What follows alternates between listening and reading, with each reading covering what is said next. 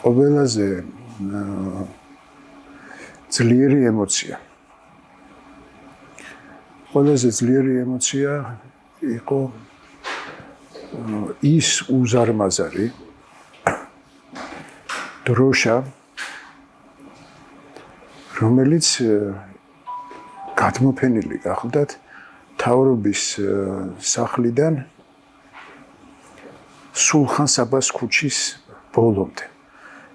ჩვენ ადამიანები სულილებების მოსურნე მოქალაქეები დიდი რაოდენობით მივდიოდით ამ ქუჩით მთავრობის სახლისკენ. და უცბად ქუჩა ორივე მხარეს იდგნენ ჯარისკაცები მუზარადებით და ფარებით, რომლებიც იდგნენ და რაღაც დუმარედ გვაცილებდნენ. და ჩვენ მივიწევდით წინ და ქუჩა დამთავრდა და გამოჩნდა ეს უზარმაზარი დროშა. ჩვენი ულამაზესი უზარმაზარი დროშა. ეს ამან ახტაცების მომგვრელი იყო, ძალიან ლამაზი იყო. მაგრამ ცოტა ხნის შემდეგ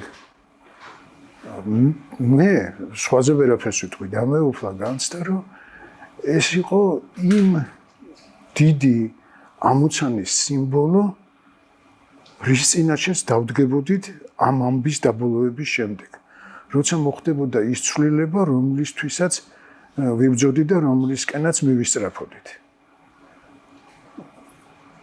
მოგახსენებათ, რომ ეს დროშა არ იყო სახელმწიფო დროშა, ამ დროშას აუგად მოიხსენიებდნენ, დევნიდნენ, ჩამოხსნას უპირებდნენ ხოლმე ხანომენის შენობიდან, ხანომენის შენობიდან, მაგრამ პირველად მთელი თავისი ბრწყინვალებით ჩვენმა დროშამ იმ დღეს გაიფრიალა, ასე ვთქვათ, ჰაერში.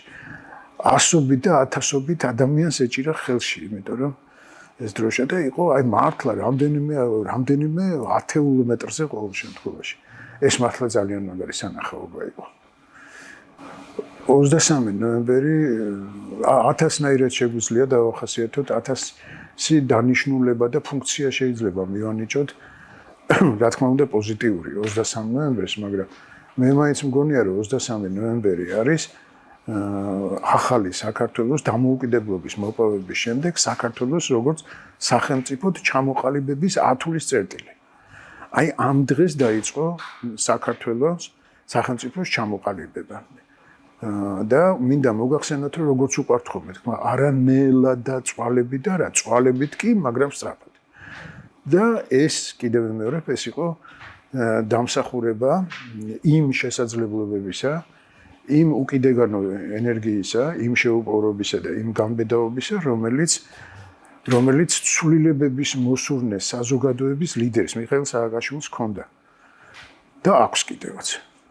ასე რომ ჩვენთვის 23 ნოემბერი არის 21 საუკუნის ერთ-ერთი ჩემი ქვეყნისთვის ყველაზე მნიშვნელოვანი თარიღი.